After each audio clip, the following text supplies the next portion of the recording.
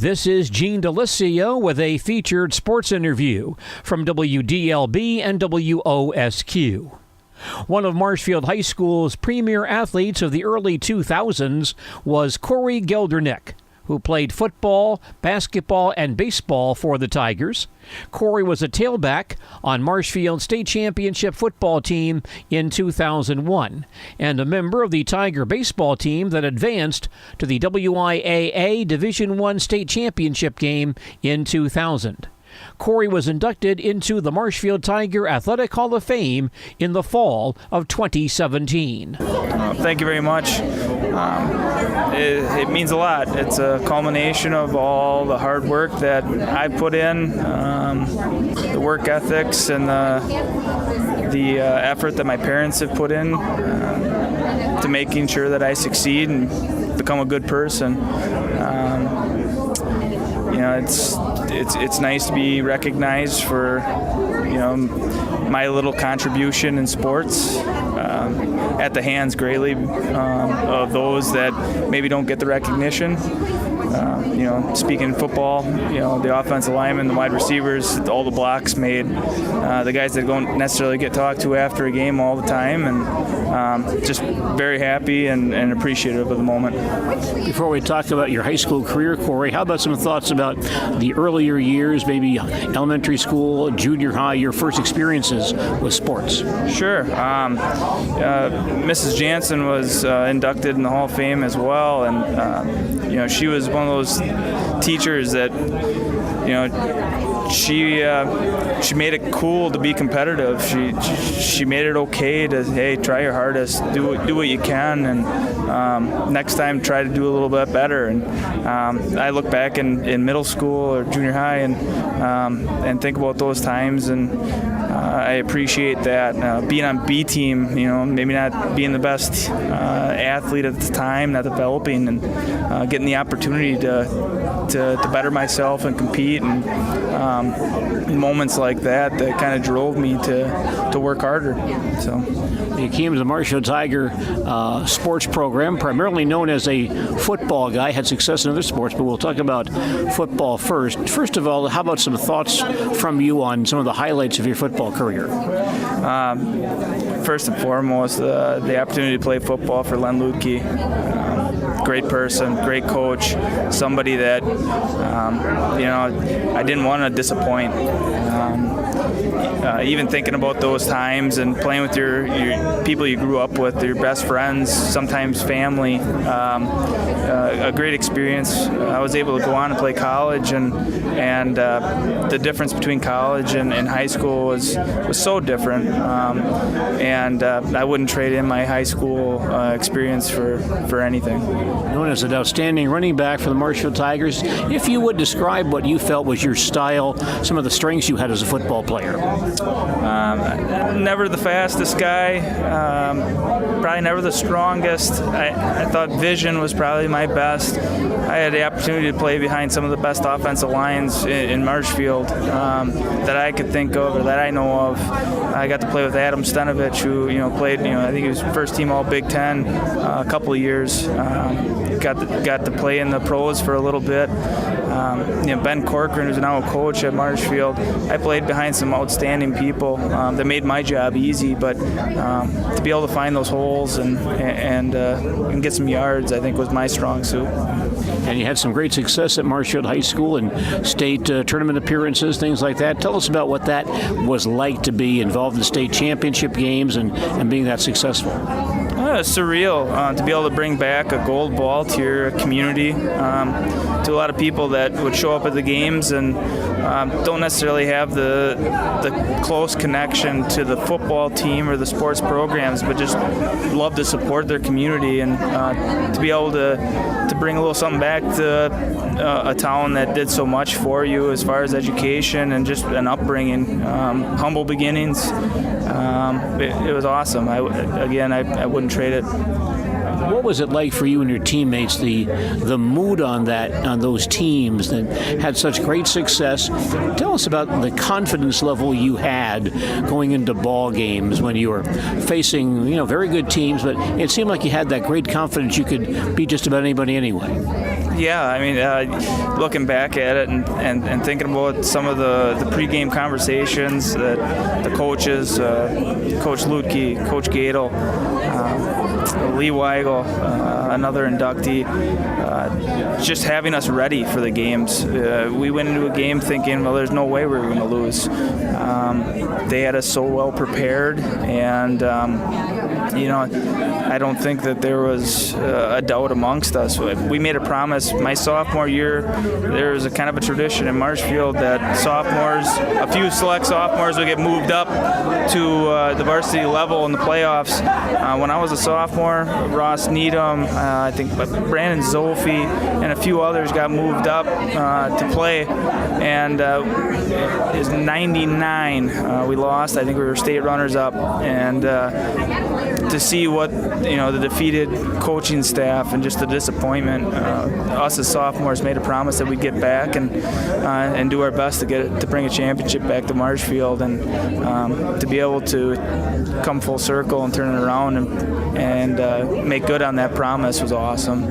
Any games in particular that were highlights for you? Any Everest game. There's just so much history there to play Coach Stephenhagen and his program, play those guys, and to beat them every time. I think I've played them was something that I think I'll always remember. The state championship game against Kenosha Tremper, complete team game, defensive touchdown, passing touchdowns, running touchdowns, great special teams play. That's something that I always remember. And then the individual moments are here and there, but just as a team and as like I said, friends that I grew up with, being able to see them all kind of enjoy the same victory. How about your college career, EW lacrosse, going on to play college ball? What was that like for you? It was great. Like I mentioned earlier, it was a little bit different. I competed on some very successful teams, made it far into the playoffs, played a lot of tough Whitewater teams, and the success Whitewater's had probably in the last 10, 14, 15 years speaks for itself, but part of 3 conference championships, started for 3 years for lacrosse. Coach Denny Gadel kind of said, hey, you should look at lacrosse. I played there, and it was some of the best advice I could get. I met my future wife there, and I wouldn't second guess that decision or have any regrets about that moment at all. Corey, I see a lot of guys go to college to play college football in the WIAC, in the Midwest Conference, the NACC, and after a year or two, they're just fall by the wayside. Very few guys really stick it out for 4 years. It's a different level. The time commitment is very great, and it's a very tough challenge. What made you stick it out and play 4 years of college football? Kind of my background, the work ethic that was instilled in me in an early age. My parents were self-motivated people. They started and developed their own business, and that work ethic with the coaching I got along the way, just stick it out. There was tough times. There's a fresh gray shirt period or a red shirt period when I was there, and so no doubt tough times, but stick it out and good things will happen, and it did. And there's some luck along the way, so there's no doubt about it, but Division III football is not easy, and it's for people that truly love the game and aren't necessarily the most talented or have the size or speed that your Division I people have, but it's competitive just the same. And again, that experience has made me who I am today, so I'll cherish it forever. How about some thoughts about your basketball career playing for Gordy Sisson? Coach Sisson is awesome. He's another person that I have nothing but the utmost respect for. The opportunities that he allowed me to have, and as a part of the basketball team. I was a bench player. I mean, at most, it probably wasn't my best sport, but I worked hard. I played, good defense. and was able to contribute. But the experiences I had on that team also helped me, be a humble person, know that not everything comes easy, and the harder you work, maybe the easier things get, or the better things get as far as playing time or points or assists or whatever it may be. But those moments, I got to play with my buddies and represent the town, so I'm very appreciative. Well, you did have a very good career in baseball, however, playing for the Marshfield Tigers. Tell us about some highlights of your baseball career. My family's a ball-playing family. We grew up as young kids in the summers on the front yard, playing ball, playing catch. Every night, my dad would get home from work, and no matter how long he worked, he would always take the time to play ball and make sure that we all got our turn to the plate. And my sister Dawn was a phenomenal softball player. My sister Tara was also a very good softball player, and they were both a part of that '91 state championship team. And it's just that inter-family competitiveness that I saw where they kind of set the bar, and I always wanted to match or exceed that. So playing baseball, either for Coach Z, for Marshfield, or going out to Gary Varshaw's batting cage in the off season to practice, or playing for Dale Varshaw in Legion Ball. I think I'll always see myself as a ball player a little bit. And the Chile area for softball players where I grew up it's kind of what they're known for a little bit in softball. And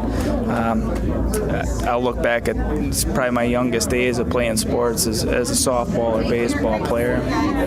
I have done a lot of interviews over the years with young ladies who talk about their success as an athlete began playing athletics, playing sports against an older brother who really pushed them. You kind of have the opposite. You had an extremely talented, very gifted, very competitive older sister. How did that drive you to be successful in athletics? Just being a younger kid,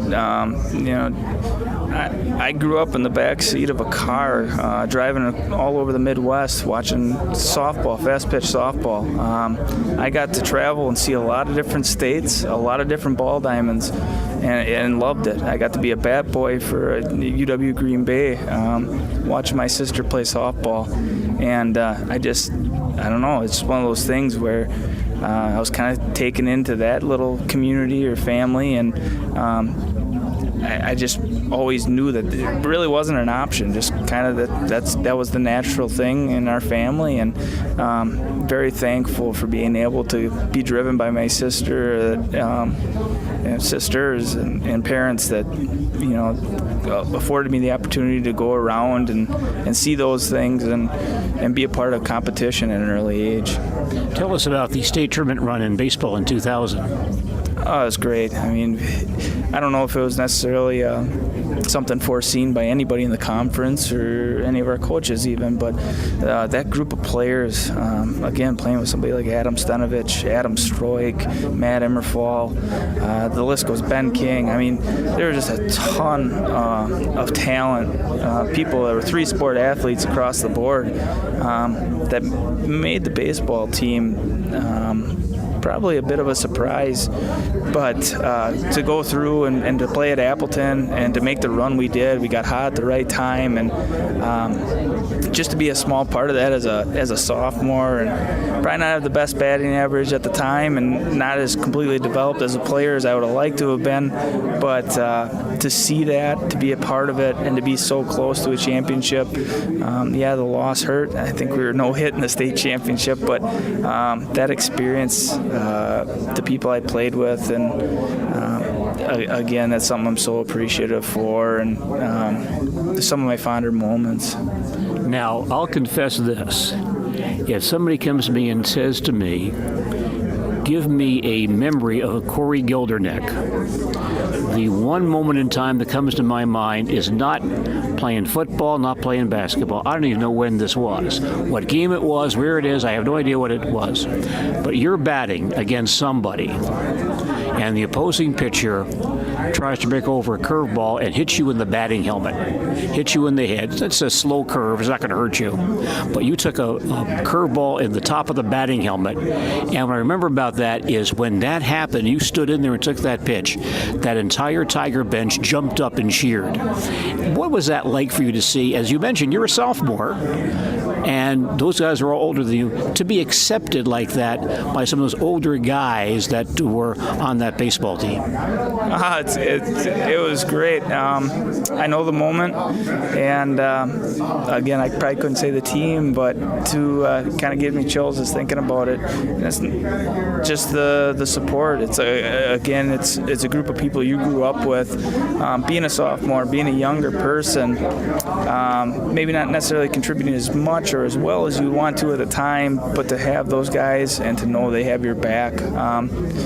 And I think in any high school across the country, you know, the underclassmen, you know, to have those upperclassmen, those guys that are just, you know, they got a few more pounds on you, they're a little more developed, a little more seasoned, to know that, hey, I got your back. That's an awesome moment, and one that I do recall and think about from time to time.